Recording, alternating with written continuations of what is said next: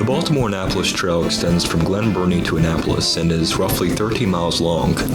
Before the trail was constructed, however, a historic railway existed which connected Baltimore and Annapolis through railroad tracks. Built in 1887, the railroad would lead to immense development and settlement along its tracks. One of the developments which sprang up due to the railroad's construction is what we now know as Glen Burnie, founded by John Glen of the Curtis Creek Company in 1888, a year after its construction. He recognized the real estate opportunity which had been made possible by the Baltimore and Annapolis short line. Here we can see a steam-powered railway car, part of the B&A, which would have served as an early and one of the only ways of transportation between two of Maryland's largest cities of the time. This here is Marley Creek, and above is a bridge which supports the weight of bikers and walkers traveling on the bike trail. However, prior to 1972, there used to be a fill here and a stone culvert which allowed the water of this branch of Marley Creek to flow through. Here's a picture of what the tracks passing over Marley Creek looked like in 1935, looking north.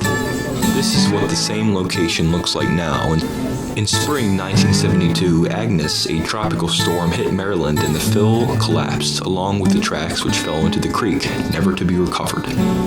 Remnants of the track can still be found underneath of where the bridge is now, unable to be recovered and forever lodged in the creek. Prior to the 1980s, railroad tracks would have connected these two sides of what was once the B&A short line together. The railroad ran through the present site of Marley Station Mall and of what is now Maryland 10. Somewhere on the current site of Marley Station Mall, around where Macy's is today, there existed a railroad station known as Marley Station. But when construction of the mall began in the early 1980s, Marley Station, the B&A tracks, old houses, and woodlands were all of course removed. By 1968, freight service to Annapolis was shut down, and by the 1980s, the short line was completely shut down. Roughly 20 years of the railroad being out of service, the tracks which extended from Glen Burnie to Annapolis were removed, and in its place was constructed a trail for bikers and walkers, the Baltimore Annapolis Trail. Still, some of the railroad exists. Light rail service began at Cromwell Station in 1993, which connects Glen Burnie to Baltimore.